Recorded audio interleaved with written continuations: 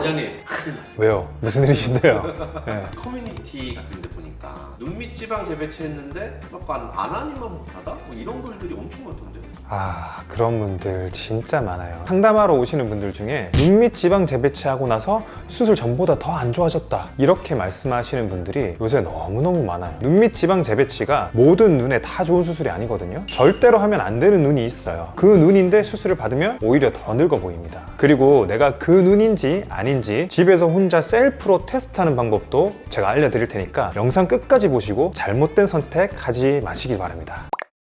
그럼 원장님, 눈밑 지방 재배치가 정확히 어떤 수술이에요? 눈밑 지방 재배치는 말 그대로 눈 밑에 볼록하게 튀어나온 지방을 아래쪽으로 재배치해 주는 거예요. 우리가 이렇게 속눈썹을 뒤집어 보면은 안쪽에 빨간 살이 보이죠? 네. 그게 결막이라고 하는데 여기로 절개를 해서 들어가요. 그래서 흉터가 전혀 안 보이고 회복도 한 일주일이면 되니까 환자분들이 정말 많이 찾으시죠. 근데 문제는요, 이게 모든 눈에 다 맞는 수술이 아니라는 거예요. 잘못 선택하시면 수술 안 하니만 못하다 이렇게 되는 거거든요.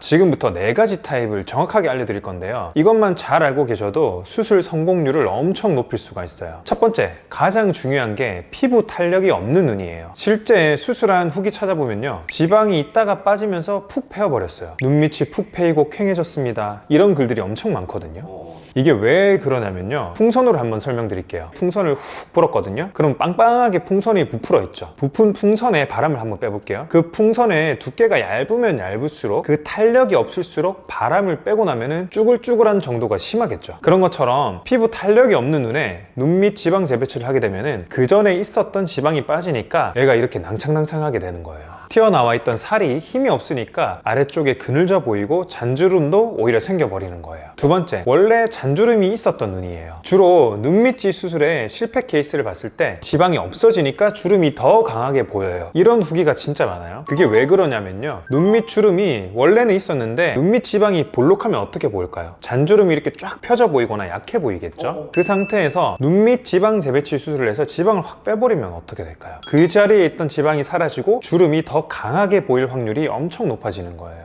그러면 눈 밑에 주름이 있는 분들은 아예 해결 방법이 없는 거예요? 눈밑 주름을 개선하고 싶으시면은 눈밑 지방 재배치가 아니라 하안검 수술을 하셔야만 돼요. 그래야 주름이 없어지는 거죠. 하안검 수술에 대해서는 제가 다른 영상에서 엄청 자세하게 정리해뒀거든요. 해당 영상을 꼭 한번 확인해 보시고요. 세 번째는 지방이 적은데 다크서클만 심한 눈이에요. 다크서클 없애려고 했는데 오히려 눈밑이 시커매졌어요. 이런 말을 정말 많이 하시거든요. 다크서클은 색소 침착형이 많기 때문인데요, 눈밑 지방 재배치는요, 모양의 문제를 해결하는 수술이지 색깔의 문제를 해결할 수가 없어요. 오히려 눈밑이 더 꺼지면서 어떻게 될까요? 그늘져 보이겠죠. 더 어두워질 수가 있습니다. 색소 침착은 레이저 토닝 같은 시술로 해결하셔야 돼요. 수술로는 안 되는 거예요. 네 번째는 눈밑 지방이 얼마 없는 눈이에요. 눈밑 지방이 원래 많지 않은데 그 적은 지방마저 아래로 옮겨버리면 어떻게 될까요? 원래 지방이 있던 눈밑 부위가 오히려 더 꺼져 보이겠죠? 지방이 적은 경우에는 오히려 지방 이식을 통해서 꺼진 부분을 올려줘서 밝아 보이게 하는 효과를 줘야 효과를 볼 수 있는 거예요.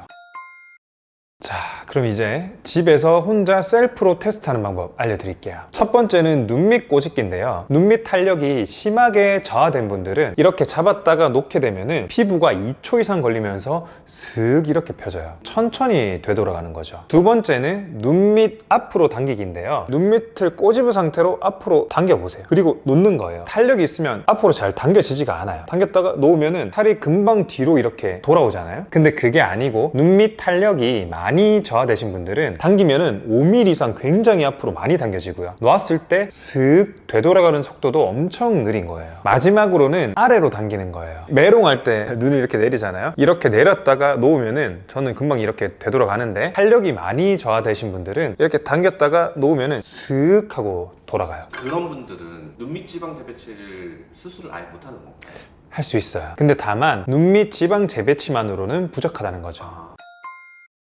첫 번째는 사실 홈케어를 열심히 하시는 거죠. 눈 밑 피부에 보습을 해주는 게 가장 중요한데 아이크림 같은 거 있죠. 보습해주면서 영양분도 주고, 그리고 선크림, 피부의 다른 부위도 중요하지만 특히 눈 밑도 중요합니다. 우리가 눈 밑 아래까지 선크림을 꼼꼼히 바르시는 분들 잘 없거든요. 그리고 생활 습관도 중요해요. 눈 비비는 생활 습관, 이거 아주 최악입니다. 우리가 종이를 자꾸 비비면 종이가 얇아지면서 구김 정도도 점점 심해지잖아요. 그런 것처럼 눈을 비비는 습관은 정말 좋지 않거든요. 그러면 만약에 홈케어로 다 안 되시면 어떻게 해야 돼요? 그럴 때는 시술의 도움을 받아야죠. 그 시술 중에 가장 대표적인 게 아이서마지라는 게 있어요. 고주파 열 에너지로 피부를 쭉쭉 펴주면서 동시에 피부 탄력을 주면서 두껍게 만들거든요. 두 번째는 콜라겐 부스터라고, 그래서 우리 피부 탄력에 가장 중요한 콜라겐을 막 만들어내게 해주는 콜라겐 부스터를 눈 밑에 시술하는 거죠. 그러면은 탄력이 차오르면서 잔주름도 없어져요. 그런 식으로 해서 피부 탄력을 좋게 만들면, 내가 하안검을 해야 되는 눈밑 피부 케이스였는데 눈밑 지방 재배치만으로도 눈밑 개선할 수 있는 그런 상황이 될 수 있는 거죠. 그럼 만약에 앞에 방법을 다 했는데도 혹시 뭐 부족한 상황이다, 그럼 어쩔 수 없이 하안검 수술을 고려해야죠. 하안검 수술은 속눈썹 아래쪽으로, 즉 피부 바깥쪽으로 절개가 들어가요. 그러다 보니까 눈밑 지방 재배치보다는 더 회복 기간이 오래 걸릴 수밖에 없겠죠. 또 이제 바깥쪽으로 하다 보니까 흉터에 대한 걱정을 하게 되거든요. 근데 올바른 수술 방법으로만 받으시면은 전혀 걱정하실 필요가 없습니다. 제가 하안검 수술 받으신 분들을 제가 진짜 많이 봤거든요. 제가 실제로 많이 해드렸단 말씀이죠. 근데 흉터 때문에 불편하다고 하신 분들은 정말 단 한 분도 안 계셨어요. 그 정도로 흉터는 괜찮다고 보시면 돼요.